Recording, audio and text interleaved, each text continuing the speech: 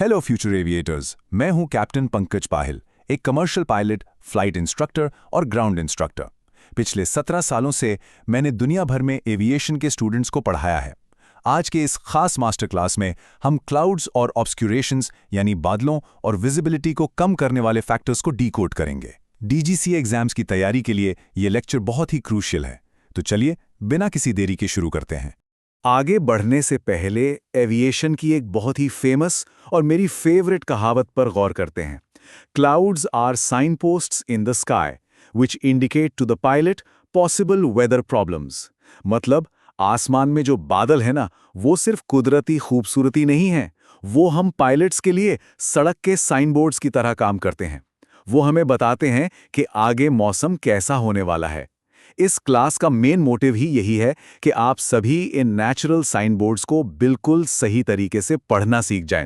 तो आज के हमारे इस एक्सप्लेनर का फ्लाइट पाथ कुछ इस तरह रहेगा। हम स्टार्ट करेंगे एविएशन हजार्ड्स से, फिर cloud amounts, measurement techniques, master classification framework, severe convective threats और आखिर में डीजीसीए एग्जाम के लिए वो most important hazard matrix.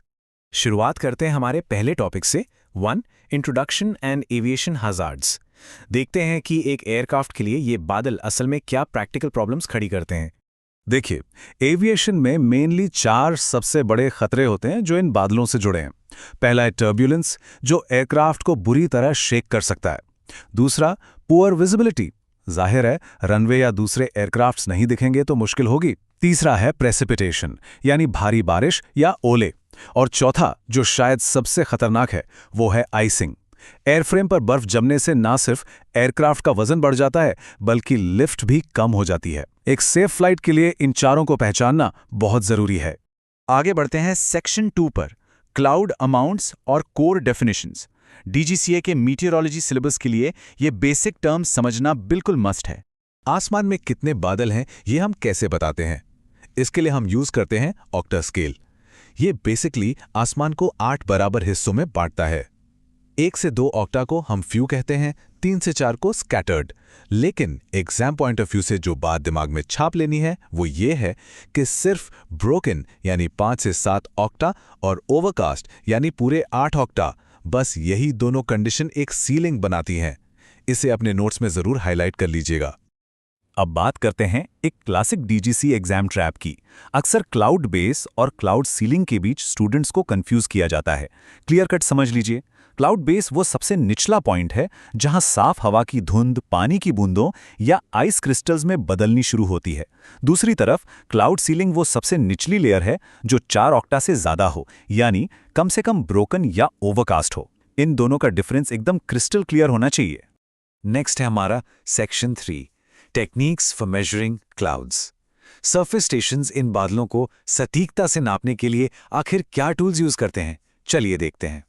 Cloud base को नापने की तकनीक समय के साथ बहुत एडवांस हुई है। पहले दिन के समय डे बलून यूज होता था। बलून के ऊपर उठने की स्पीड पता होती थी और उसके बादलों में छुपने के टाइम से हम ऊंचाई निकाल लेते थे। रात में नाइट एलिडेड और सर्चलाइट की मदद से ट्रिग्नोमेट्री लगाकर बेस नापते थे। लेकिन आज के मॉडर्न टाइम में हमारे पास लेजर सीलोमीटर्स हैं।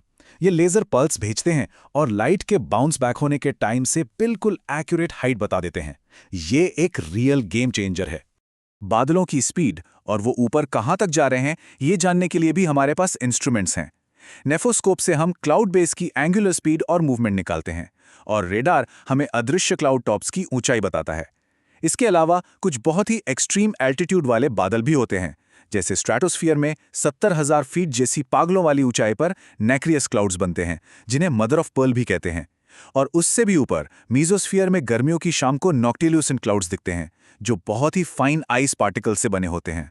अब आते हैं सेक्शन 4 पर, द मास्टर क्लासिफिकेशन फ्रेमवर्क। पूरे ट्रोपोस्फेयर के बादलों को अलग अलग कैटेगरीज में डिवाइड करना बहुत जरूरी है। पूरी दुनिया के बादलों को हम 2 मेन चीजों से क्लासिफाई करते हैं, उनका शेप और उनका लेवल। शेप्स 3 तरह के होते हैं, स्ट्रेटिफॉर्म यानी जो फ्लैट और परतदार होते हैं, क्यूमुलिफॉर्म जो रुई के ढेर जैसे ऊपर उठते हैं, और सिरीफॉर्म जो बालों की तरह पतले और विस्पी होते हैं। और लेवल के हिसाब से हाई लेवल जिन्हें सिरों कहते हैं, मीडियम लेवल जिन्हें ऑल्टो कहते हैं, और लो लेवल ये मैट्रिक्स समझ लिया ना, तो समझिए पूरी मीटियोरोलॉजी की आधी जंग जीत ली। सबसे पहले हाई लेवल क्लाउड्स, ये 16,500 फीट से लेकर ट्रोपोपॉज तक मिलते हैं। इतनी ऊंचाई पे टेम्परेचर बहुत कम होता है, इसलिए ये सिर्फ और सिर्फ आइस क्रिस्टल से बने होते हैं।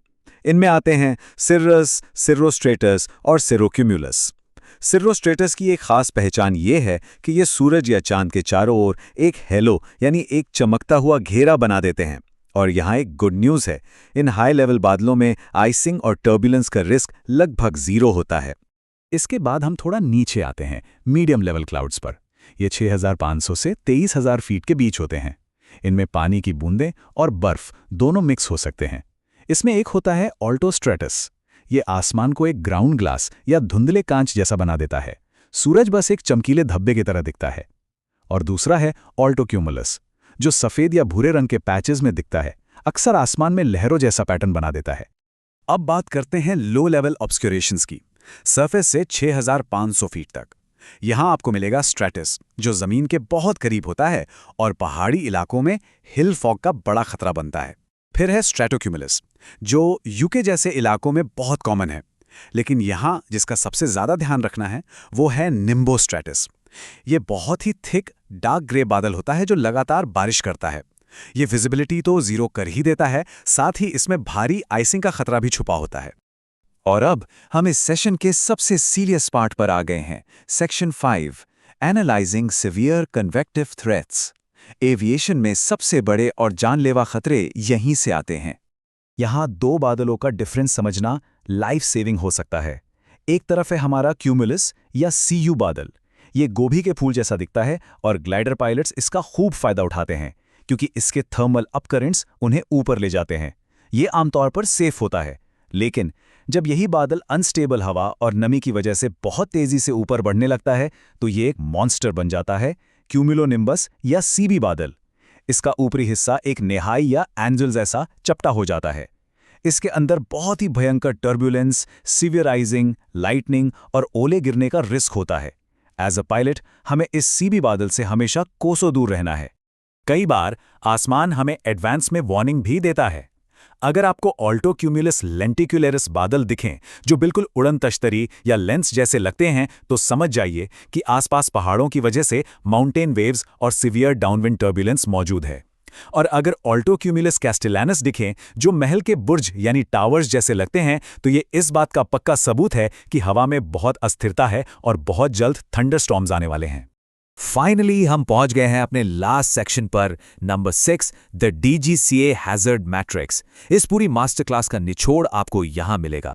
ये मैट्रिक्स DGCA एग्जाम्स के लिए आपकी अल्टीमेट मास्टर चीट शीट है। हर बादल का नाम, उसका लेवल, कॉम्पोजिशन और सबसे इंपॉर्टेंट टर्बुलेंस और आइसिंग का रिस्क इसमें क्लियरली मेंशन है। ध्यान से देखिए, क्यूमुलस, क्यूमुलोनिम्बस और निम्बोस्ट्रेटस, इनके सामने जो खतरे हैं वो लाल रंग से मार्क किए गए हैं, क्योंकि यहाँ रिस्क मॉडरेट से सिवियर होता है। इस चार्ट के एक एक डेटा पॉइंट को अपने दिमाग में बिल्कुल छाप लीजिएगा। एग्जाम में ये आपके बहुत काम आने वाला है। तो इस एक्सप्लेनर को खत्म करते हुए मेरा आपसे एक बहुत ही सीरियस सवाल है, क्या सच में हम इन नेचुरल साइन बोर्ड्स को सही से पढ़ने और इस विशाल आसमान के बीच से एक सुरक्षित रास्ता निकालने के लिए पूरी तरह तैयार हैं? याद रखिएगा, बादलों की ये डीप नॉलेज सिर्फ एग्जाम पास करने के लिए नहीं है, ये हवा में सही डिसीजंस लेने और सेफ रहने के लिए है। मौसम की ताकतों का हमेशा सम्मान करें। इसी के साथ हमारी आज की ये मास्टर क्लास यहीं खत्म होती है। Safe flying and keep learning.